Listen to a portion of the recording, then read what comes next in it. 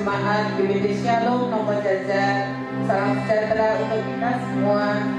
Biarlah kasih karunia Tuhan senantiasa boleh tercurah atas hidup kita. Pagi ini kalau kita masih diberi kesempatan untuk kita kembali merayakan akan kedahsyatan Tuhan melalui ibadah raya kita pada pagi hari ini, sekalipun hanya melalui ibadah online, tetapi kita percaya bahwa Allah yang kita sembah adalah Allah yang tidak dibatasi oleh ruang dan waktu. Biarlah ibadah kita pada pagi hari ini penuh dengan ucapan syukur karena Allah tetap menyertai hidup kita. Kami naikkan syukur kepadamu Tuhan, karena kasih dan kemurahan-Mu melimpah atas kami. Kuasa pemeliharaanmu boleh melawat hidup kami. Kami menyadari Tuhan, pagi ini kami merindukan Engkau melawat kami. Kami merindukan Engkau Tuhan hadir dalam hidup kami di setiap musim hidup kami Tuhan. Biarlah melalui ibadah ini kami boleh disegarkan, kami boleh diteguhkan, kami boleh dikuatkan melalui pujian penyembahan, melalui pemberitaan firman-Mu. Biarlah kuat kuasa Allah boleh melawat kami semua. Dan kiranya Tuhan, ibadah ini menjadi satu ibadah yang boleh menyenangkan hati Tuhan. Biarlah Kau layakkan kami, Kau kuduskan kami, dan terlebih biarlah hati kami, seluruh keberadaan kami, tubuh jiwa roh kami pagi ini boleh memuliakan Engkau, boleh meninggikan Engkau. Kami naikkan syukur kami, sebab kami percaya Engkau memberkati ibadah ini. Di dalam nama Tuhan Yesus Kristus kami naikkan syukur kami. Haleluya. Amin.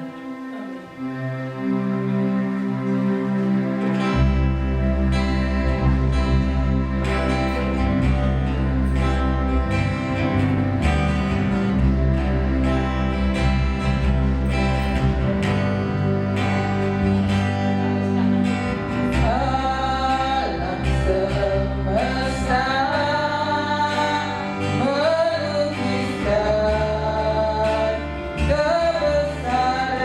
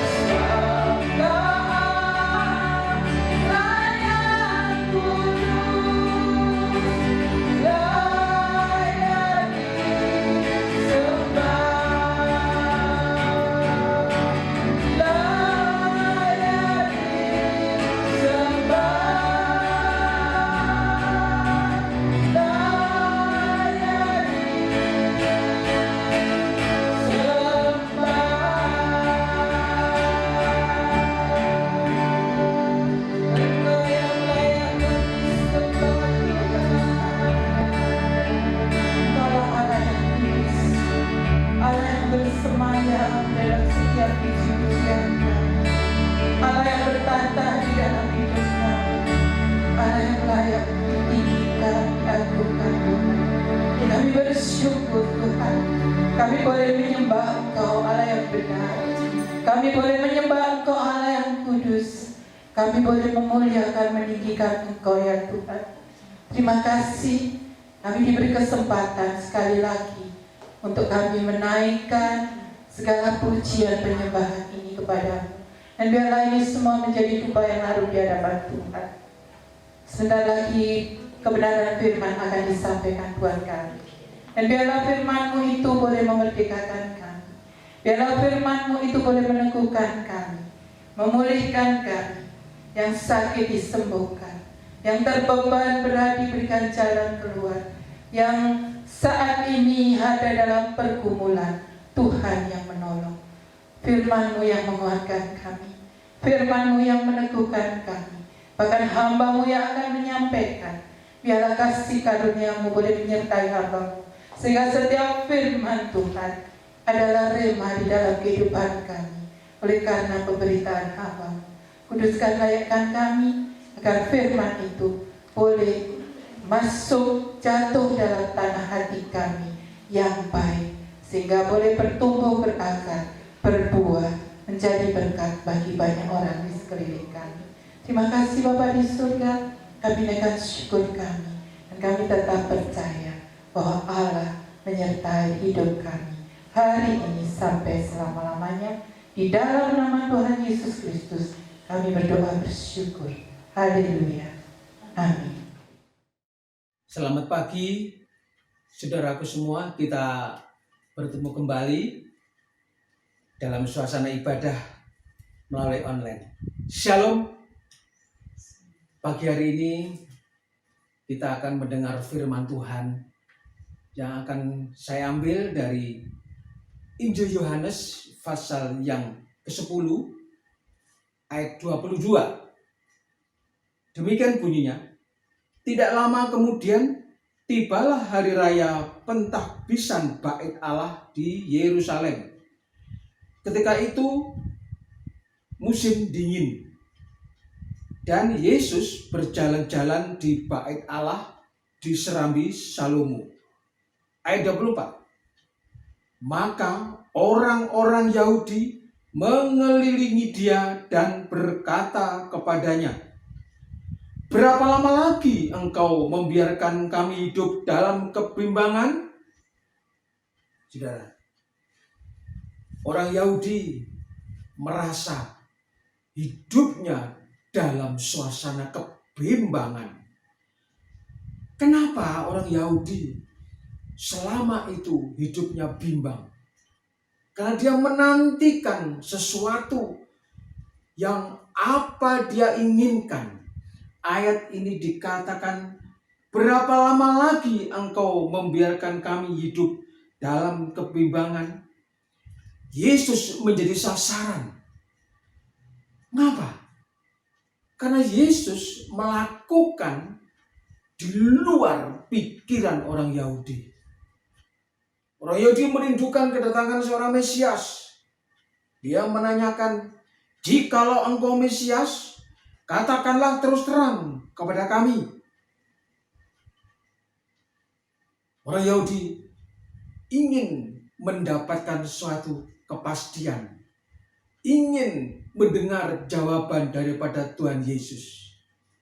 Kebimbangan itu sudah menguasai dirinya. Tidak ada satu kepastian. Ini bahayanya.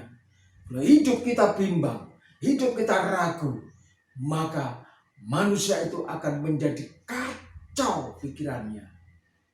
Tidak ada suatu pedoman, tidak ada suatu harapan. Yang ada adalah kebimbangan, ketakutan. Tuhan Yesus mengatakan dengan jelas, dikatakan dalam ayat 23, Yesus menjawab mereka, Aku telah mengatakannya kepada kamu, tetapi kamu tidak percaya. Pekerjaan-pekerjaan yang kulakukan dalam nama Bapa-Ku, itulah yang memberikan kesaksian tentang Aku. Tuhan sudah membuktikan, menunjukkan, melakukan pekerjaan Bapa. Orang sakit disembuhkan, membuat mujizat-mujizat. Di mana pada waktu itu orang Yahudi belum pernah melihat atau mengalami peristiwa-peristiwa mujizat-mujizat yang dikerjakan Tuhan Yesus. Orang kerjakan setan bisa disembuhkan. Segala yang dikerjakan Tuhan Yesus itu adalah tugas pekerjaan Bapa. Tetapi orang Yahudi mengapa tidak percaya? Yesus tidak dianggap. Kuasa Yesus dianggap sebagai kuasa-kuasa yang tidak ada gunanya. Karena apa? Yesus melakukannya sesuai dengan kehendak Bapa. Tuhan begitu taat kepada Bapanya. Apa yang dikerjakan itu semua itu ditontonkan, ditunjukkan kepada orang Yahudi supaya orang Yahudi itu mau percaya bahwa Yesus itu adalah benar-benar firman. Tidak percaya Yesus tidak masalah, tetapi percayalah kepada pekerjaan-pekerjaan Tuhan yang ditunjukkan pada mereka. Karena bimbang tidak bisa berpikir secara jernih, tidak bisa berpikir secara positif. Ini bahaya, saudaraku. Kalau orang Kristen percaya Yesus, tapi masih ada kebimbangan, ragu-ragu, tidak akan mendapat apa-apa. Karena dari dalam ini tidak ada kepastian. Keraguan-keraguan itu yang membuat dirinya menderita. Manusia menderita. Manusia mengalami sesuatu goncangan kehidupannya. Yang tidak mungkin mereka akan bisa lepas dari kebimbangan itu. Ini pentingnya penggembalaan. Di dalam penggembalaan ada satu pengajaran di situ. Tidak semua orang bisa menerima dan mengerti pengajaran itu. Kalau tidak selalu dekat dengan Tuhan, tidak selalu turut gembala, dan taat mendengar suara gembala. Ini orang Yahudi. Dikatakan ayat 26. Tetapi kamu tidak percaya. Karena apa? Karena kamu tidak termasuk domba-dombaku. Ini lebih parah lagi. Tidak termasuk domba penggembalaan Tuhan. Banyak orang percaya, banyak orang mau percaya pada Yesus, tetapi mereka tidak mengikuti Tuhan Yesus, hanya percaya. Iblis juga percaya pada Yesus. Itu iblis percaya pada Yesus. Jika engkau anak Allah, jadikan batu roti. Itu iblis percaya bahwa Yesus itu adalah anak Allah, Yesus adalah firman Allah. Dan iblis menuntut suatu bukti-bukti, kalau kau anak Allah, jadikan ini batu. Kenapa tidak bisa? Bisa. Tapi bukan itu kuasa Tuhan untuk dipamerkan, tidak. Tetapi kuasa Tuhan untuk dilakukan, untuk menolong orang, supaya orang ini tidak ragu-ragu menerima Tuhan Yesus sebagai gembala, sebagai juru selamat. Ini yang bimbang. Orang bimbang ini pasti ditandai dengan sakit. Karena pikirnya bimbang. Sehingga dirinya sakit. Tidak ada suatu solusi. Hidupnya terus dihantui oleh ketakutan. Dihantui oleh ketakutan. Karena tidak ada kepastian. Hidup ini harus pasti, saudaraku. Harus pasti. Keselamatannya harus pasti. Coba lihat. Berapa banyak manusia di muka bumi mendengar suara Yesus tapi tidak mau percaya Yesus. Sampai hari ini manusia ditandai kebimbangan. Apa yang terjadi? Banyak orang sakit. Sakit jasmani, sakit rohani. Siapa yang membuat sakit? Ya dirinya sendiri. orang Kristen, kalau tidak dalam penggembalaan, tanda-tanda sakit itu akan kelihatan. Tidak ada damai, tidak ada sukacita, yang ada ketakutan, yang ada kebimbangan. Kenapa orang bisa sakit?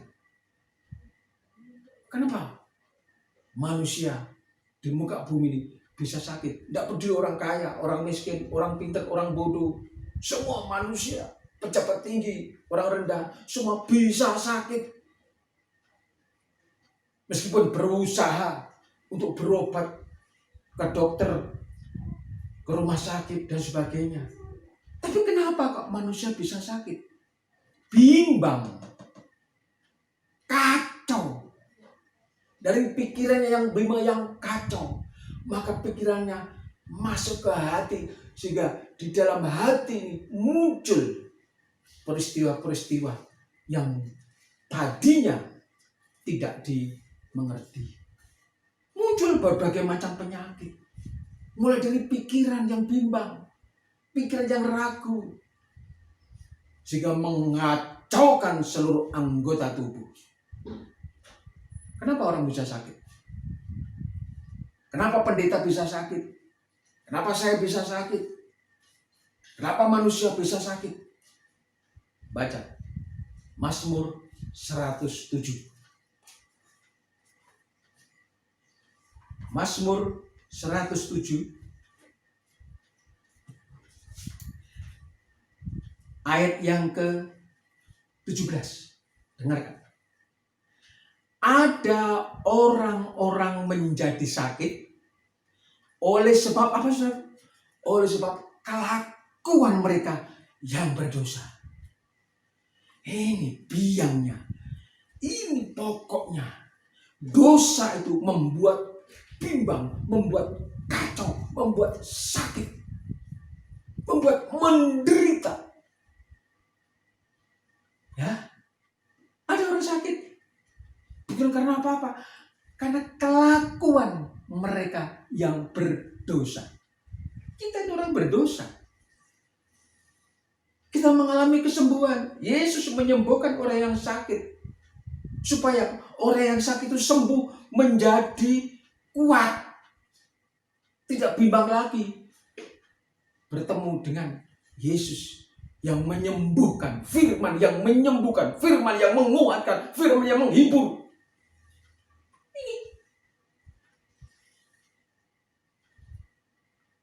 Kalau kita melihat orang sakit, apa yang bisa kita lakukan? Ya, jujur, seringkali kita mengunjungi orang sakit. Sakit apa saja? Sakit ringan, sakit parah, sakit berat. Terkapar di rumah sakit, tidak bisa buat apa-apa. Apa yang kita kerjakan? Kita orang tergembala. Kita domba-domba yang tergembala. Apa yang kita lakukan? Apa kita kemudian menyalahkan? Kita merendahkan orang itu. Kita menghakimi orang itu. Karena ini, makanya kamu sakit. Sabar ya. Tawakal ya. Sabar. Terimalah ini sebagai cobaan dari Allah. Ini kata-kata yang tidak bijak. Ini kata-kata yang tidak membangun. Kata-kata yang tidak menyembuhkan. Kita diajar oleh firman Allah tidak begitu. Domba yang sudah tergembala, sudah memiliki sifat dan karakter Tuhan. Apa yang Tuhan ajarkan itu sudah menjadi satu dalam kehidupan kita, untuk kita mampu menolong sesama dengan cara-cara Tuhan. Dikatakan, dan disiksa oleh sebab kesalahan-kesalahan mereka. Tersiksa. Bukan orang lain yang membuat diri tersiksa, karena kesalahan-kesalahan mereka sendiri, karena dosa mereka sendiri, bukan orang lain. Kalau sudah mereka merasakan begitu parah, tidak bisa buat apa-apa. Apa ya dosa saya? Tidak mau membongkar dirinya, tidak mau membuka dirinya bahwa dirinya adalah orang berdosa, merasa dirinya benar. Kenapa aku begini? Apa salah dan dosa saya? Nah, sadar. Mereka tersiksa. Hati yang bimbang, hati yang ragu, menyiksa dirinya sendiri. Tetapi kalau saya datang atau kita datang kepada mereka yang sakit ini, tentunya kita melihat mereka tidak berdaya apa-apa. Ayat 18, mereka muak terhadap segala makanan. Muak, males makan. Tidak ada selera lagi makan. Ini bahayanya, saudara. Saudara tahu domba setelah pulang dari penggembalaan di padang rumput di luar, setelah dia masuk kandang, domba itu tidak diem. Domba itu duduk dengan manis. Mereka sambil apa, saudaraku? Memamah biak makanan rumput yang dia makan di luar. Setelah dia masuk dalam kandang, bahasa Jawanya nggayemi, memamah biak kembali, menikmati firman itu, dinikmati senikmat-nikmatnya. Duduk dengan tenang bersama domba-domba yang lain, nggayemi, menikmati, merasakan. Ini pentingnya. Firman itu untuk diulangi, dimamah biak. Meski kita sudah terima, kita harus mampu mengontrol pikiran kita yang bimbang tadi, tidak bimbang lagi. Itu memamah biak dan melakukannya. Silakan ayat yang ke 18b. Dan mereka sudah sampai pada pintu gerbang maut. Bahasa Jawanya sekarat, hidup enggan mati tak mau. Sudah dekat dengan pintu gerbang maut. Keadaannya sudah sangat-sangat parah. Di dalam kitab Ayub pasal yang ke-33 ayat 20 kalau tidak salah. Kitab Ayub pasal yang ke-33 ayat 20. Perutnya bosan makanan, muak. Mereka muak terhadap segala makanan. Perutnya bosan dikatakan. Bosan makanan. Hilang nafsunya untuk makanan yang lezat-lezat. Hilang. Tidak ada nafsu makan. Tidak ada harapan. Jadi menyerah sudah. Menyerah dalam kebimbangan. Ini saudara. Apa mereka tidak ada diurus, dibiarkan begitu saja? Dokter merawat orang yang seperti ini. Kalau tidak bisa makan, disonde atau diinfus. Berusaha bagaimana supaya pasien ini bisa sehat kembali. Ini usaha manusia. Usaha kita, tidak salah. Saling membantu dengan jalan seperti itu. Apa itu solusi? Ya, solusi. Tetapi yang lebih hebat lagi, ada solusi, ada cara jalan keluar melalui caranya Tuhan. Ayat 33 ayat 21. Susutlah dagingnya sehingga tidak kelihatan lagi. Tulang-tulangnya yang mula-mula tidak tampak menonjol keluar. Ini longlet, balung sama kulit. Tadinya pipinya boblem gemuk, menjadi kempong, keriput, kempong perot. Ini manusia. Apakah dibiarkan terus-menerus seperti itu? Bagaimana pertolongan yang harus dialami oleh orang ini? Berapa lama lagi kamu, Tuhan, supaya kami tidak bimbang? Apakah Engkau Mesias?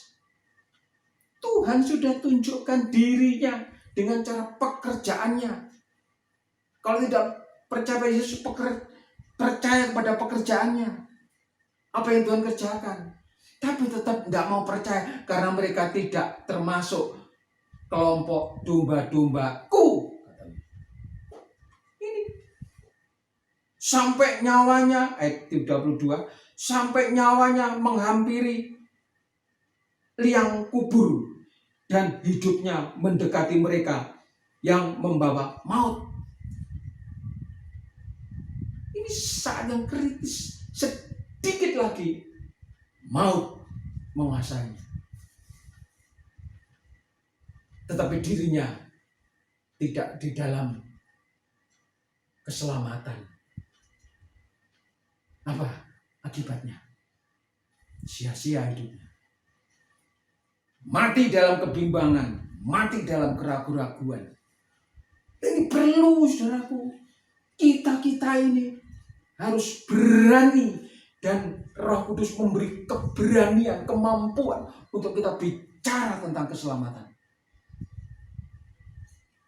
Kembali ke Mazmur ayat yang 107, Mazmur 107 ayat yang ke-18. Mereka muak terhadap segala makanan dan mereka sudah sampai pada pintu gerbang maut.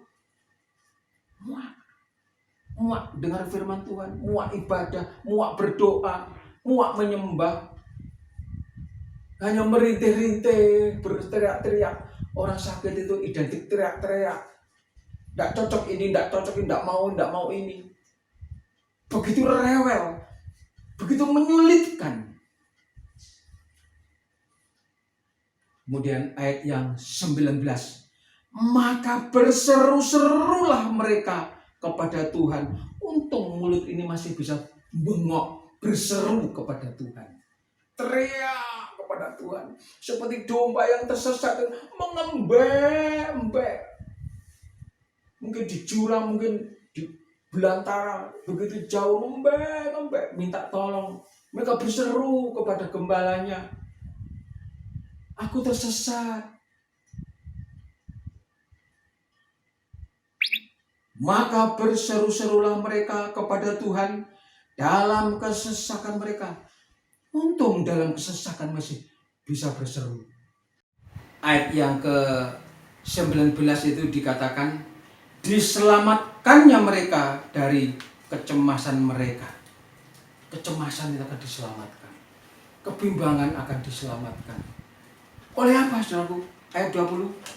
Disampaikannya firman-Nya dan disembuhkannya mereka. Siapa yang menyampaikan firman? Pada orang sakit seperti ini, siapa yang menyampaikan firman? Kita yang harus melakukannya ini pada mereka. Supaya mereka mendengar. Mereka mendengar penyampaian firman dari seorang yang lain. Memberi semangat, membantu. Ini pentingnya. Kita tergembala itu kepedulian dengan yang lainnya. Bukan menyalahkan, menyudutkan dan sebagainya. Tapi memberi semangat, menyampaikan firman, menyaksikan nama Yesus, menyaksikan firman Allah. Disampaikannya firman-Nya dan disembuhkan mereka, diluputkannya mereka dari liang kubur. Ini penting. Kita mengerjakan keselamatan ini bukan untuk orang lain juga. Mereka yang belum kenal firman Tuhan, mereka yang belum mengenal Yesus atau Mesias seperti orang Yahudi ini. Berapa lama lagi kami dalam kebimbangan? Ini perlu. Yesus menyampaikan firman-Nya.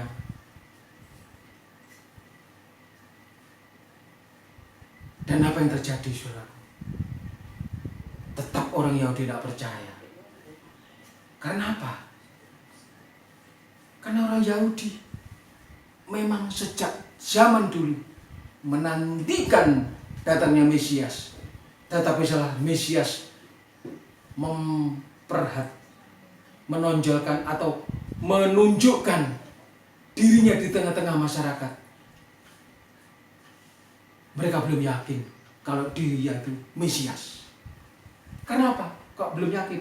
Karena bukan kelompok dari domba-domba kepengembalaanku, kata Tuhan.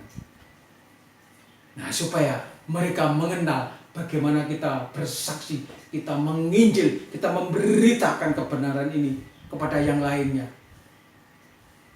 Supaya manusia-manusia itu disembuhkan dari penyakitnya, diteguhkan imannya,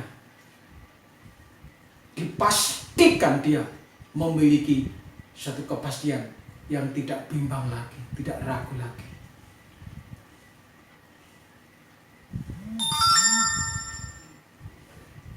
Saudara bisa melihat, membaca sendiri bagaimana Yesus menyembuhkan banyak orang sakit. Yesus mengadakan mujizat-mujizat. Kemudian Yesus lebih jauh lagi. Yesus membuktikan bahwa dirinya adalah Mesias. Dirinya adalah firman Allah. Dikatakan aku dan Bapa adalah satu. Kalau kita sudah dalam genggaman tangan seorang gembala, maka tidak ada orang lain bisa merebut dari tanganku. Yohanes pasal yang ke-10. Coba kita baca Yohanes pasal yang ke-10.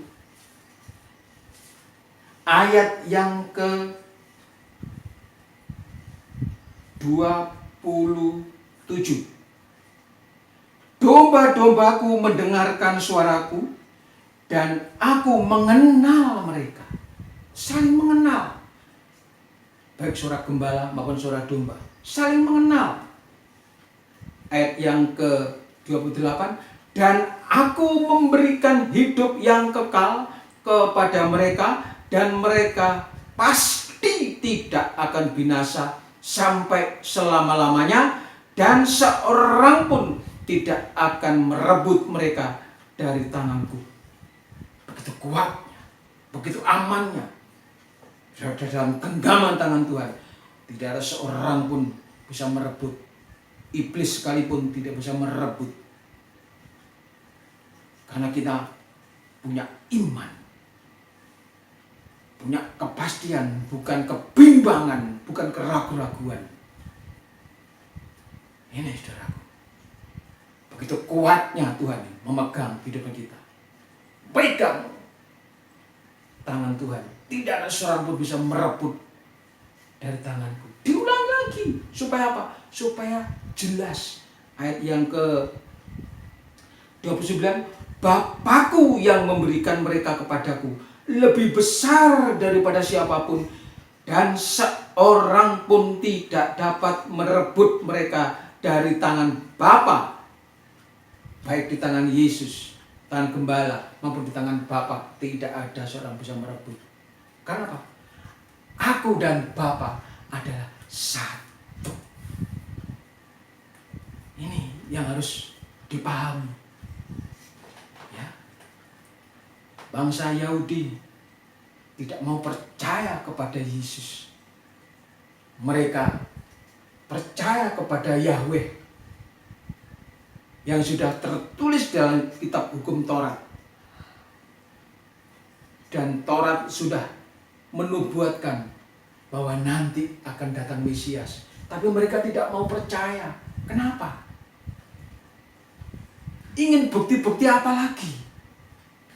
Yesus sudah menunjukkan cara kerjanya, melakukan pekerjaan Bapa di depan mata-mata mereka. Dan mata mereka melihat dengan sendirinya. Tapi mengapa mereka tidak percaya? Ada satu hal yang membuat mereka itu bimbang. Kenapa? Dia itu siapa? Kok bisa mengampuni dosa? Dia itu siapa? Kok mengatakan aku dan Bapa adalah satu? Maka Yesus dicap, dianggap mereka ini adalah penistaan agama. Dianggap Yesus menista agama Yahudi, menista Allahnya orang Yahudi.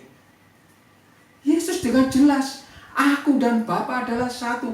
Apa yang aku kerjakan bukan dari diriku sendiri, tapi Bapa yang mengutus aku. Dengan taat Tuhan Yesus melakukan pekerjaan ini. Tetapi mereka tetap tidak mau percaya. Sampai hari ini. Dan kita bisa memberitakan ini kepada yang lainnya. Tentang kabar keselamatan ini. Dengan cara-cara seperti itu. berkunjung ke orang sakit, berkunjung pada orang yang membutuhkan. Di sana disampaikannya firman-Nya. Bukan menggosip yang lainnya, tapi berbicara tentang kebenaran firman Allah, berbicara tentang kepastian, berbicara tentang keselamatan, sehingga orang yang sakit itu mendapat kekuatan yang baru, dan dia disegarkan, dikuatkan, dan dia disembuhkan oleh karena firman Allah tadi. Saudaraku, ingat Lazarus yang sudah mati, bahkan sampai 4 hari sudah dikuburkan. Tuhan diberitahu bahwa Lazarus telah mati. Apa kata Tuhan? Tidak. Mereka sedang tidur. Ini istilah tidur yang diucapkan oleh Yesus menjadi tertawaan bagi orang banyak. Orang banyak tidak mengerti. Memang mati itu sudah tidak bernyawa. Lihat bagaimana Hawa setelah makan pohon pengetahuan baik dan jahat. Jikalau kamu makan pohon pengetahuan baik dan jahat, maka kamu pasti mati. Mati apa enggak? Hawa mati? Tidak. Apakah firman ini bohong? Istilah mati bukan oleh karena nyawanya tidak ada, tetapi pengertiannya istilah mati adalah putus hubungan dengan Allah. Lihat kipas angin. Saya pakai ilustrasi kipas angin berputar, ada setrumnya. Setelah dicabut dari listrik, apakah mati? Apakah berhenti? Tidak kan? Masih ada sisa putaran. Nah, ini sisa putaran ini seperti kehidupan kita. Kita menikmati sisa-sisa putaran ini. Hanya berapa waktu, berapa lama. Jika manusia menderita dan sakit dan sebagainya, sisa ini kita pergunakan. Waktu yang ada yang kita pergunakan. Untuk apa? Untuk melakukan firman Allah. Ada nyanyian. Hidup ini adalah kesempatan. Hidup ini untuk melayani Tuhan. Jangan sia-siakan, dan seterusnya. Jangan kita menyia-nyiakan waktu yang ada ini. Biarlah kita pakai untuk Tuhan, untuk sesama kita. Dan kita menjadi domba-domba yang tergembala. Memperhatikan satu yang dan lainnya, saling diperhatikan. Ini pentingnya, saudaraku. Lazarus yang sudah mati, dikatakan tertidur.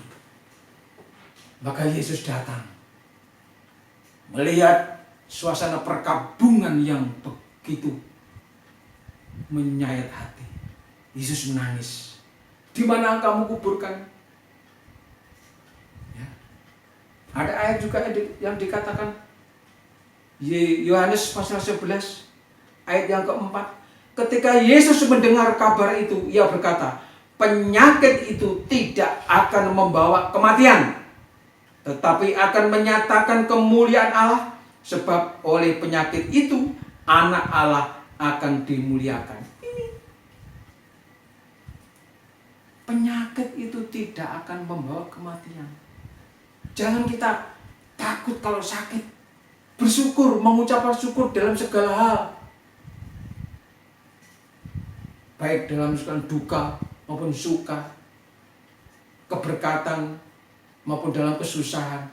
Mengucap syukur dalam segala hal. Kita sakit juga bisa mengucap syukur. Selama firman itu disampaikannya, disembuhkannya mereka.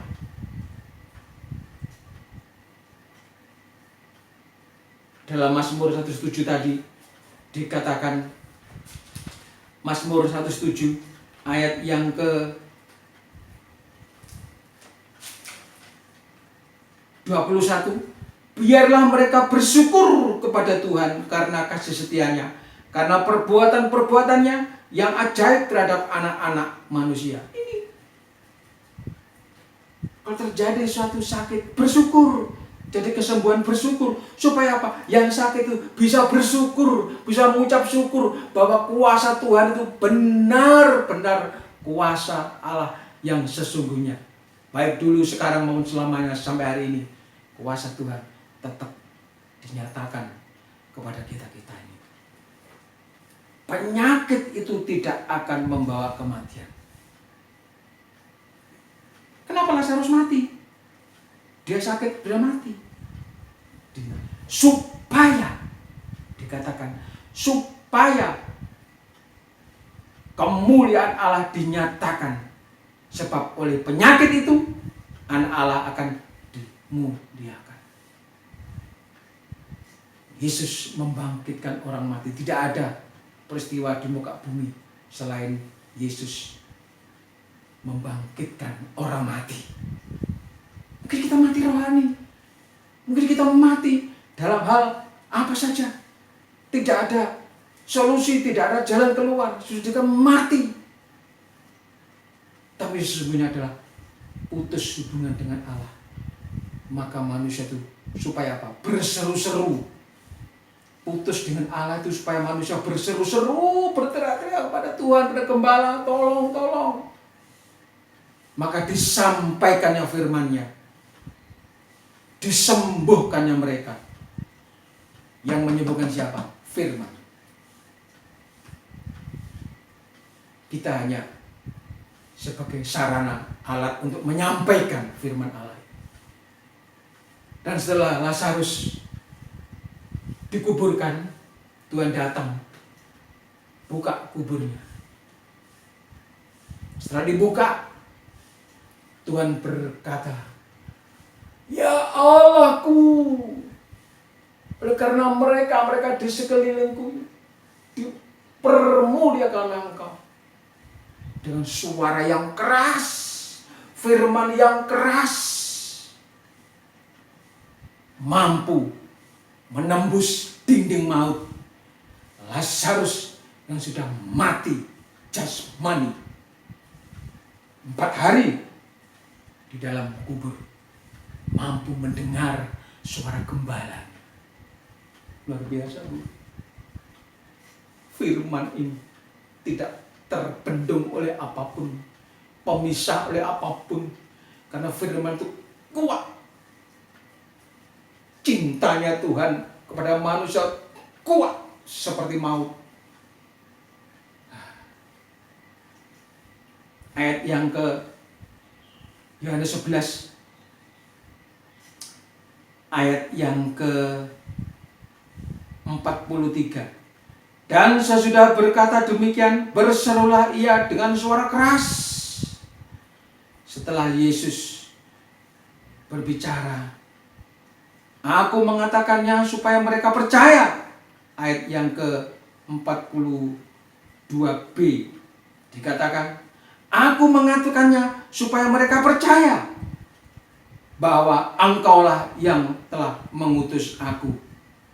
Supaya orang Yahudi percaya bahwa Yesus itu firman yang sanggup membangkitkan orang mati.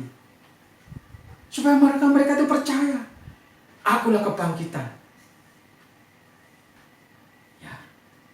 Jadi kita nanti bukan mati, bukan. Istirahat, tidur. Istilah tidur, istilah istirahat itu adalah kata-kata yang tepat. Kalau ada orang mati, ikut berduka cita, ikut berbelasungkawa. Coba kita rubah pemikiran kita. Telah beristirahat dengan tenang, telah pulang ke rumah Bapa. Ini yang menghibur. Menghibur yang ditinggalkan, menghibur keluarga yang masih ada. Kalau turut berduka cita, lu malah sedih. Sudah sedih, orang lain bersedih, malah berkabung berhari-hari. Tetapi kalau sudah telah pulang ke rumah Bapa, beda sekali. Kita nanti juga akan pulang ke sana. Kita akan istirahat.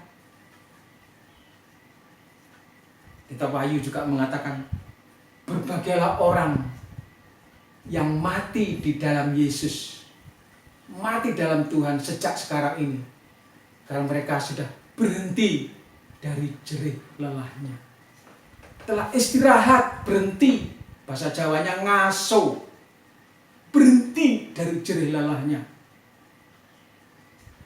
Kalau kita melayani pekerjaan Tuhan, jerih kita tidak sia-sia. Yesus bersuara dengan keras, firman itu keras. Mungkin pada pagi hari ini firman itu keras untuk saya, untuk kita. Justru yang firman keras itu untuk menyucikan kita, mencelekkan mata kita, untuk membuka pikiran kita tidak bimbang dan ragu lagi. Suara yang keras itu adalah firman yang keras. Memang firman penyucian itu adalah keras, sakit, karena dosa-dosa itu dikoreksi dengan firman. Firman bahkan pedang bermata dua, begitu tajamnya mengoreksi segala kesalahan manusia, supaya manusia dibangkitkan seperti Lazarus yang dibangkitkan. Coba perhatikan, bukalah kain-kain itu dan biarkan ia pergi.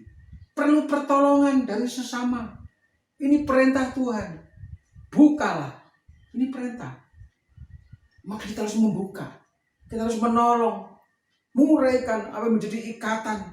Mungkin mereka terikat dengan berbagai masalah. Kita harus menolong, membukakan supaya mereka bebas. Mereka bisa bergerak sesuai dengan kehendaknya. Saudaraku, perintah ini adalah perintah langsung dari Tuhan. Bukalah mereka. Suara yang keras itu memampukan, membangkitkan orang yang sudah mati.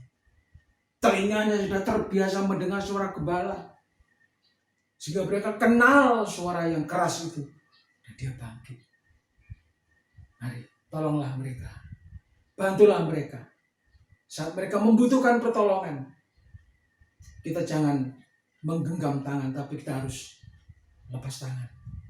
Artinya bukan lepas tanggung jawab, tapi mau bekerja, mau berbuat sesuatu yang baik untuk sesama.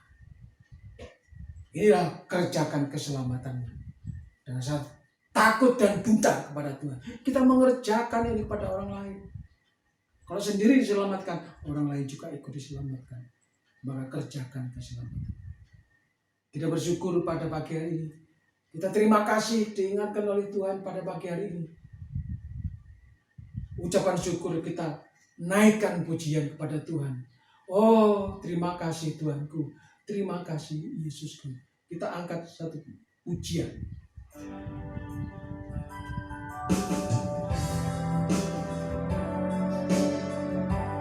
Terima kasih Tuhan untuk kasih setiamu.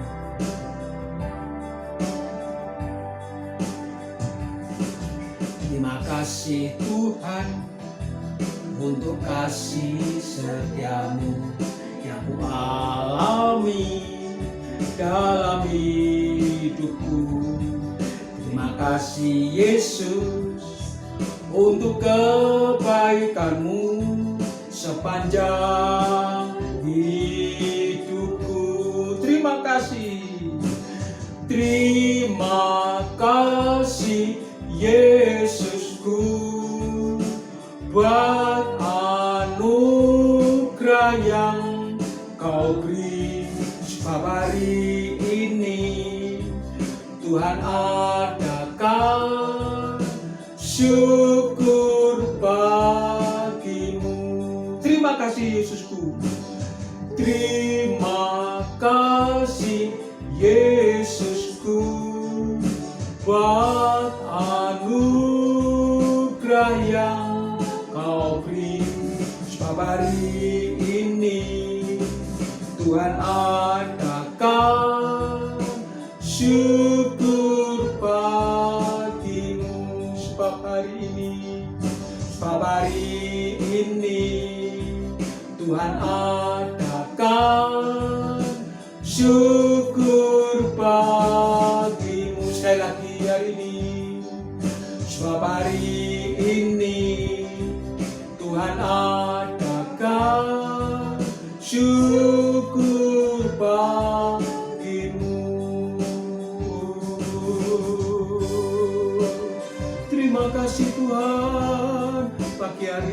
selalu terus diingatkan, terus kami diingatkan Tuhan, supaya kami sadar bahwa hidup kami tidak bimbang lagi, tidak ragu lagi.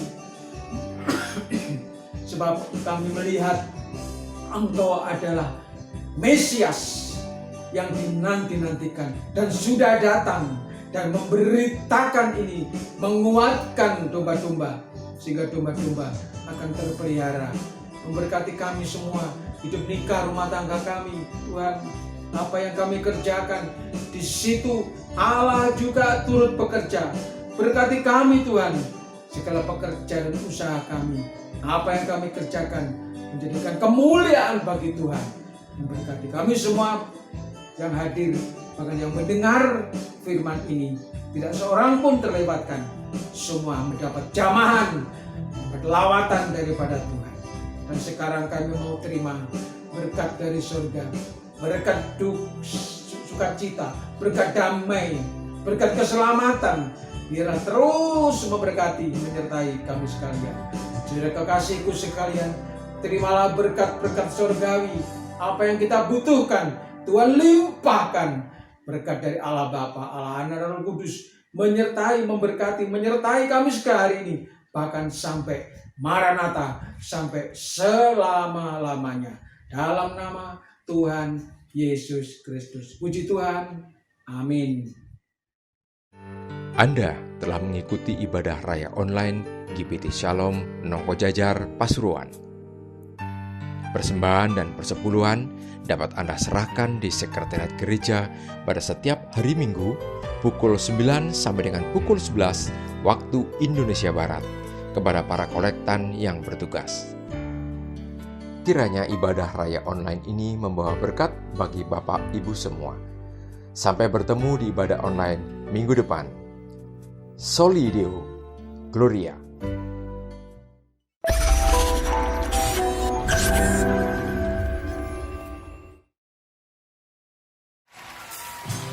Just as you live, just as you die, and you rose again on high. And I will live, living for Christ, and declare that I am yours.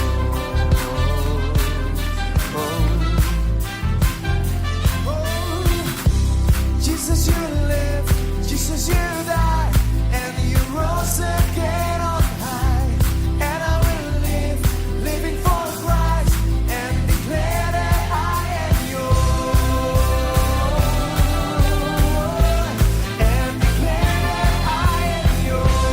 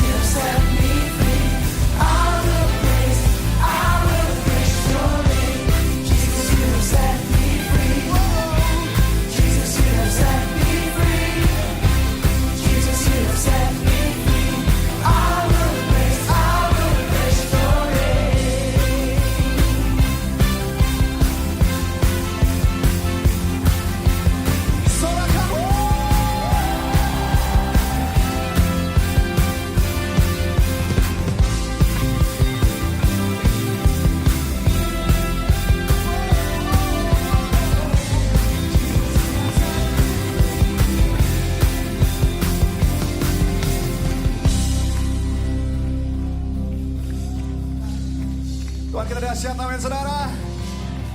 Haleluya. Are you ready?